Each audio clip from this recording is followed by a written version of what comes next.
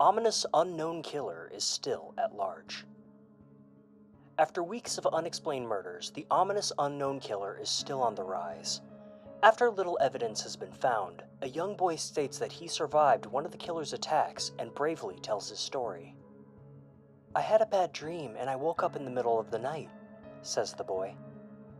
"I saw that for some reason the window was open, even though I remember it being closed before I went to bed. I got up and shut it once more. Afterwards, I simply crawled under my covers and tried to get back to sleep.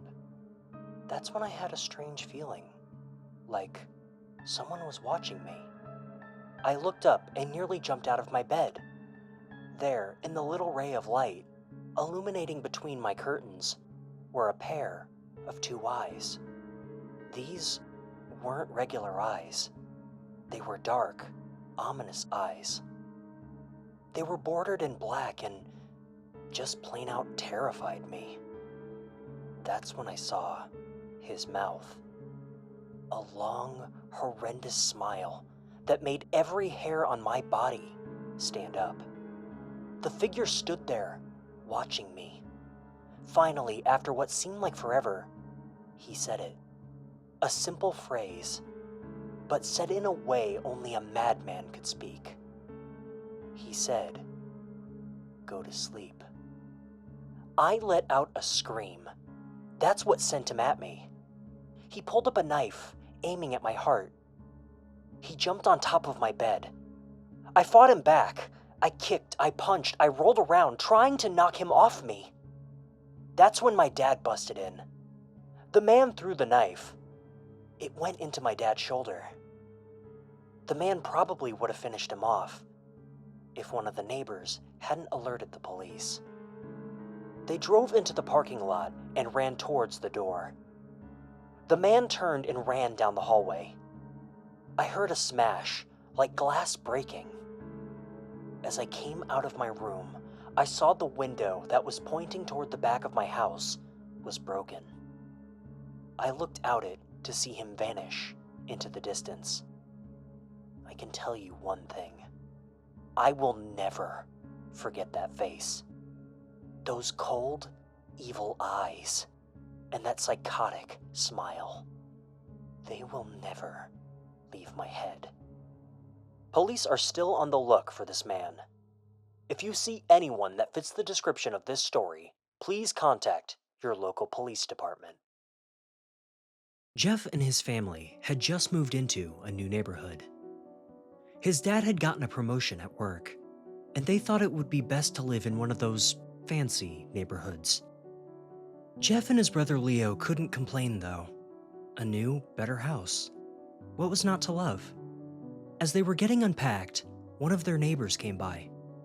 "Hello," she said. "I'm Barbara. I live across the street from you. Well, I just wanted to introduce myself, and to introduce my son." She turns around and calls her son over. "Billy, these are our new neighbors."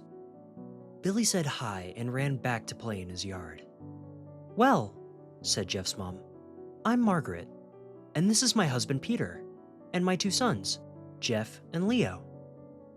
They each introduced themselves, and then Barbara invited them to her son's birthday. Jeff and his brother were about to object when their mother said that they would love to. When Jeff and his family are done packing, Jeff went up to his mom. "Mom, why would you invite us to some kid's party? If you haven't noticed, I'm not some dumb kid." "Jeff," said his mother, "we just moved here. We should show that we want to spend time with our neighbors.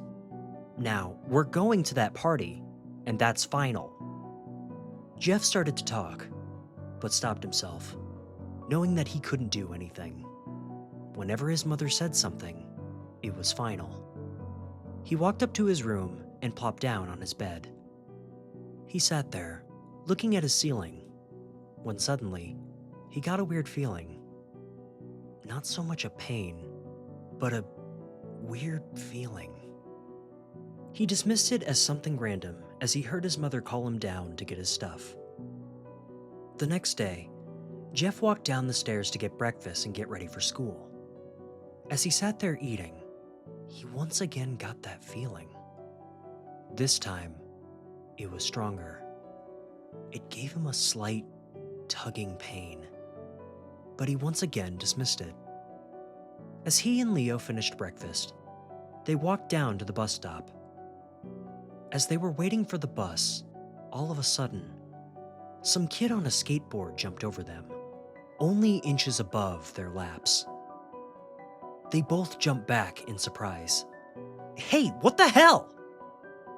The kid landed and turned back to them. He kicked his skateboard up and caught it with his hands. The kid seemed to be about 12, a year younger than Jeff. He wears an area postal shirt and ripped blue jeans. Well, well, well, it looks like we got some new meat. Suddenly, 2 other kids appeared. One was super skinny, and the other was huge. "Well, since you're new here, I'd like to introduce ourselves. Over there is Keith." Jeff and Leo looked over to the skinny kid. He had a dopey face that you would expect a sidekick to have. "And he's Troy." They looked over at the fat kid. Talk about a tub of lard. This kid looked like he hadn't exercised since he was crawling. "And I am Randy." Now, for all the kids in this neighborhood, there is a small price for bus fare, if you catch my drift. Leo stood up, ready to punch the light out of the kid's eyes, when one of his friends pulled a knife on him. "I had hoped you would be more cooperative, but it seems like we gotta do this the hard way." The kid walked up to Leo and took his wallet out of his pocket. Jeff got that feeling again. Now, it was truly strong. A burning sensation. He stood up, but Leo gestured him to sit down. Jeff ignored him and walked up to the kid. "Listen here, you little punk. Give my bro back his wallet, or else." Randy put the wallet in his pocket and pulled out his own knife. "Oh, and what are you gonna do?" Just as he finished the sentence, Jeff popped the kid in the nose. As Randy reached for his face, Jeff grabbed the kid's wrist and broke it. Randy screamed, and Jeff grabbed the knife from his hand. Troy and Keith rushed Jeff, but Jeff was too quick. He threw Randy to the ground. Keith lashed out at him, but Jeff ducked and stabbed him in the arm. Keith dropped his knife and fell to the ground screaming. Troy rushed him too, but Jeff didn't even need the knife. He just punched Troy straight in the stomach, and Troy went down. As he fell, he puked all over. Leo could do nothing but look in amazement at Jeff. "Jeff, how'd you..." That was all he said. They saw the bus coming, and they knew they'd be blamed for the whole thing. So they started running as fast as they could. As they ran, they looked back and saw the bus driver rushing over to Randy and the others. As Jeff and Leo made it to school, they didn't dare tell what happened. All they did was sit and listen. Leo just thought of the whole thing as his brother beating up a few kids. But Jeff knew it was something more. It was something scary. As he got that feeling, he felt how powerful it was. The urge to just hurt someone. He didn't like how it sounded, but he couldn't help feeling happy. He felt that strange feeling go away, and it didn't return for the whole day at school. Even as he walked home and realized he now probably wouldn't be taking the bus to school anymore, he felt happy. When he got home, His parents asked him how his day was, and he said, in a somewhat ominous voice, "It was a wonderful day." The next morning, he heard a knock at his front door. He walked down to find 2 police officers at the door, and his mother looking back at him with an angry look. "Jeff, these officers tell me that you attacked 3 kids, that it wasn't regular fighting, and that they were stabbed. Stabbed, Jeff!" Jeff's gaze fell to the floor, showing his mother that it was true. "Mom, they were the ones who pulled knives on me and Leo." "Son," said one of the cops, "we found 3 kids, 2 stabbed and 1 with a bruise on his stomach. And we have witnesses proving that you fled the scene. Now, what does that tell us?" Jeff knew it was no use. He could say that him and Leo had been attacked, but then there was no proof it was not them who attacked first. And they couldn't say that they weren't running away, because, truth be told, they were. So, Jeff couldn't defend himself or Leo. "Son, call down your brother." Jeff couldn't do it.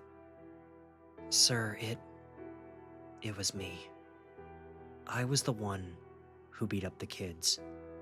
Leo tried to hold me back, but he couldn't stop me." The cop looked at his partner, and they both nodded. "Well, kid, looks like a year in juvie."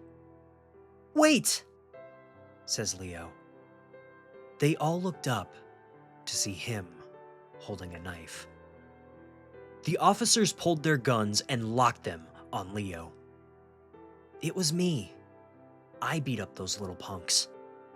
I have the marks to prove it." He lifted up his sleeves to reveal cuts and bruises, as if he was in a struggle. "Son, just put the knife down," said the officer. Leo held up the knife and dropped it on the ground. He put his hands up and walked over to the cops. "No, Leo, it was me! I did it!" Jeff had tears running down his face. Poor bro, trying to take the blame for what I did. Well, take me away. The police led Leo out to the patrol car. "Leo, tell them it was me! Tell them! I was the one who beat up those kids!" Jeff's mother put her hands on his shoulders. "Jeff, please, you don't have to lie. We all know it's Leo. You can stop." Jeff watched helplessly as the cop car speeds off with Leo inside. A few minutes later, Jeff's dad pulled into the driveway. Seeing Jeff's face and knowing something was wrong. Son, what is it?" Jeff couldn't answer. His vocal cords were strained from crying. Instead, Jeff's mother walked his father inside to break the bad news to him, as Jeff wept in the driveway. After an hour or so, Jeff walked back into the house. Seeing his parents, shocked, sad, and disappointed, he couldn't look at them. He couldn't see how they thought of Leo when it was his fault. He just went to sleep, trying to get the whole thing off his mind. 2 days went by with no word from Leo at JDC. No friends to hang out with. Nothing but sadness and guilt. That is, until Saturday, when Jeff is woken up by his mother with a happy, sunshiny face. "Jeff, it's the day," she said as she opened up the curtains and let light flood into his room. What's today? Asked Jeff as he stirs awake. Why, it's Billy's party! He was now fully awake. Mom, you're joking, right? You don't expect me to go to some kid's party after... There was a long pause. Jeff, we both know what happened. I think this party could be the thing that brightens up the past few days. Now, go get dressed. Jeff's mother walked out of the room to go get ready herself.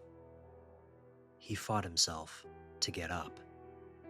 He picked out a random shirt and a pair of jeans and walked downstairs. He saw his mother and father all dressed up. His mother in a dress and his father in a suit. He thought to himself, why are they wearing such fancy clothes to a kid's party? Son, is that all you're going to wear? Said Jeff's mom. Better than wearing too much, he said. His mother pushed down the feeling to yell at him and hid it with a smile. Now, Jeff, we may be overdressed, but this is how you go if you want to make an impression, said his father. Jeff grunted and went back up to his room. I don't have any fancy clothes, he yelled downstairs. Just pick out something, called his mother. He looked around in his closet for what he would call fancy. He found a pair of black dress pants he had for special occasions and an undershirt. He couldn't find a shirt to go with it, though. He looked around and only found striped and patterned shirts, none of which would go with his dress pants. Finally, he found a white hoodie and put it on. You're wearing that? They both said. His mother looked at her watch. No time to change. Let's just go, she said as she herded Jeff and his father out the door. They crossed the street over to Barbara and Billy's house. They knocked on the door, and at it appeared Barbara, who, just like his parents, was way overdressed. As they walked inside, all Jeff could see were adults. No kids. The kids are out in the yard. Jeff, how about you go and meet some of them? Said Barbara. Jeff walked outside to a yard full of kids. They were running around in weird cowboy costumes and shooting each other with plastic guns. He might as well be standing in a Toys R Us. Suddenly, a kid came up to him and handed him a toy gun and hat. Hey, wanna play? He said. No, kid. I'm way too old for this stuff. The kid looked at him with that weird puppy dog face. Please? Said the kid. Fine. He put on the hat and started to pretend shoot at the kids. At first, he thought it was totally ridiculous. But then, he started to actually have fun. It might not have been super cool, but it was the first time he had done something that took his mind off Leo. So he played with the kids for a while, until he heard a noise. A weird, rolling noise. Then, it hit him. Randy, Troy, and Keith all jumped over the fence on their skateboards. Jeff dropped the fake gun and ripped off the hat. Randy looked at Jeff with a burning hatred. Hello, Jeff, wasn't it? He said. We have some unfinished business. Jeff saw his bruised nose. I think we're even. I beat the crap out of you, and you got my brother sent to JDC.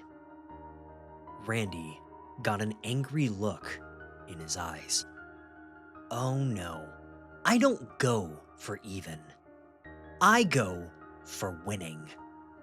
You may have kicked our asses that one day, but not today." As he finished his sentence, Randy rushed at Jeff. They both fell to the ground. Randy punched Jeff in the nose, and Jeff grabbed him by the ears and headbutted him. Jeff pushed Randy off of him, and both rose to their feet. Kids were screaming, and parents were running out of the house. Troy and Keith both pulled guns out of their pockets. "No one interrupts or guts will fly," Randy said, pulling a knife on Jeff and stabbing it into his shoulder. Jeff screamed and fell to his knees. Randy started kicking him in the face. After 3 kicks, Jeff grabbed his foot and twisted it, causing Randy to fall to the ground. Jeff stood up and walked towards the back door. Troy grabbed him. "Need some help?" He picks Jeff up by the back of the collar and throws him through the patio door. As Jeff tries to stand, he's kicked down to the ground. Randy repeatedly started kicking Jeff until he started to cough up blood. "Come on, Jeff, fight me!" He picks Jeff up and throws him into the kitchen. Randy sees a bottle of vodka on the counter and smashes the glass over Jeff's head. "Fight!" He threw Jeff back into the living room. "Come on, Jeff. Look at me." Jeff glanced up, his face riddled with blood. "I was the one who got your brother sent to JDC. And now you're gonna sit here and let him rot in there for a whole year. You should be ashamed." Jeff started to get up. "Oh, finally. You stand and fight." Jeff is now on his feet, blood and vodka all over his face. Once again, he gets that strange feeling, the one he hasn't felt for a while. "Finally, he's up," says Randy as he runs at Jeff. That's when it happens. Something inside Jeff snaps. His psyche is destroyed. All rational thinking is gone. All he can do is kill. He grabs Randy and pile drives him to the ground. He gets on top of him and punches Randy straight in the chest with enough force that Randy's heart stops. As Randy gasps for breath, Jeff hammers down on him. Punch after punch. Blood gushes from Randy's body until he takes one final breath and dies. Everyone is looking at Jeff now. The parents, the crying kids, even Troy and Keith. Troy and Keith quickly snap out of their trance and point their guns at Jeff. He sees the guns trained on him and runs for the stairs.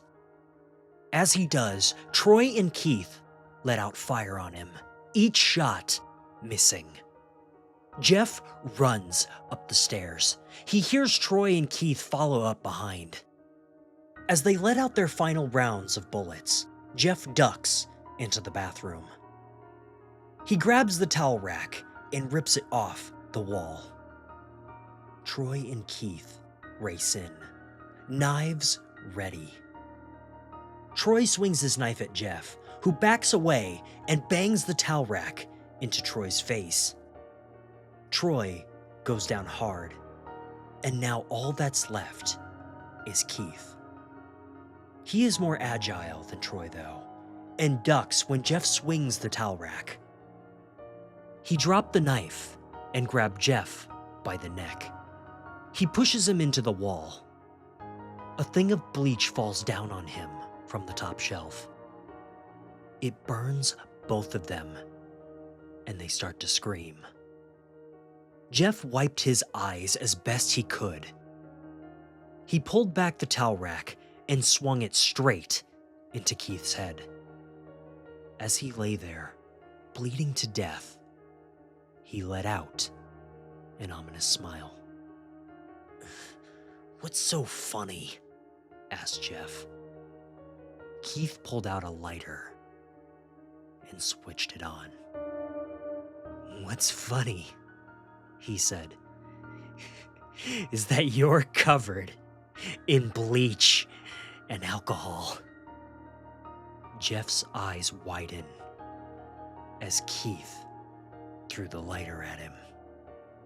As soon as the flame made contact, it ignited the alcohol and vodka.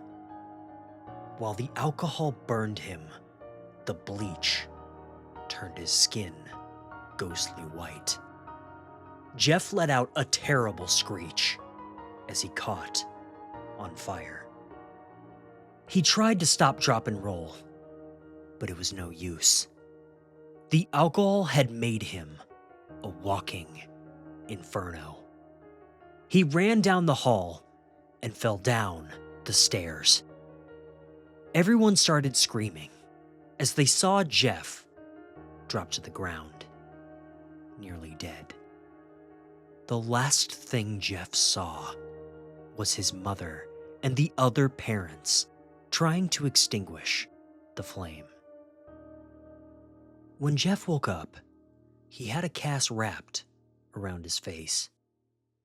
He couldn't see anything, but he felt a cast on his shoulder and stitches all over his body. He tried to stand up, but he realized there was some tube in his arm, and when he tried to get up, it fell out, causing a nurse to rush in. "I don't think you can get out of bed just yet," she said, as she put him back in his bed and reinserted the tube. Jeff sat there with no vision, no idea what his surroundings were. Finally, after hours, he heard his mother. "Honey, are you okay?" she asked. Jeff couldn't answer, though, as his face was covered and unable to speak. "Oh, honey, I have great news. After all the witnesses told the police that Randy confessed while trying to attack you, they decided to let Leo go." This made Jeff almost bolt up, but he stopped halfway, remembering the tube coming out of his arm. "He'll be out by tomorrow, and then you two will be able to be together again." Jeff's mother hugs him and says her goodbyes. The next couple of weeks, Jeff was visited by his family. Then came the day where his bandages were to be removed. His family were all there to see it, what he would look like. As the doctors unwrapped the bandages from Jeff's face, everyone was on the edge of their seats. They waited until the last bandage holding the cover over his face was almost removed. "Let's hope for the best," said the doctor. He quickly pulls the cloth, letting the rest fall from Jeff's face. Jeff's mother screams at the sight of him. Leo and Jeff's dad stare, awestruck, at his face. What happened to my face?" Jeff said. He rushed out of bed and ran to the bathroom. He looked in the mirror and saw the cause of the distress. His face. It was horrible. His lips were burnt to a deep shade of red. His face turned pure white in color, and his hair singed from brown to black. He slowly put his hand to his face. It had a sort of leathery feel to it now. He looked back at his family, then back at the mirror. "Jeff," said Leo, It's not that bad. Not that bad," Jeff said. "It's perfect." His family were equally surprised. Jeff started laughing uncontrollably. His parents noticed that his left eye and hand were twitching. Jeff? Are you okay?" Okay! I've never felt more happy! Look at me! This face goes perfectly with me! He couldn't stop laughing. He stroked his face, feeling it, looking at it in the mirror. What caused this? Well, you may recall that when Jeff was fighting Randy, something in his mind, his sanity, snapped. Now, he was left as a crazy, killing machine. But this, his parents didn't know. "Doctor?" said Jeff's mom. "Is my son all right? You know, in the head?" "Oh yes. This behavior is typical for patients that have taken a very large amount of painkillers. If his behavior doesn't change in a few weeks, bring him back here and we'll give him a psychological test." "Oh, thank you, doctor." Jeff's mother went over to him. "Jeff, sweetie, it's time to go." Jeff looks away from the mirror, his face still formed into a crazy smile. "Okay, Mommy." His mother takes him by the shoulder, leading him to get his clothes. "This is what came in," said the lady at the desk. Jeff's mom looked down to see the black dress pants and white hoodie her son wore. They were now clean of blood and stitched back together. Jeff's mother led him to his room, made him put his clothes on, and they left the hospital, not knowing this was their last day alive.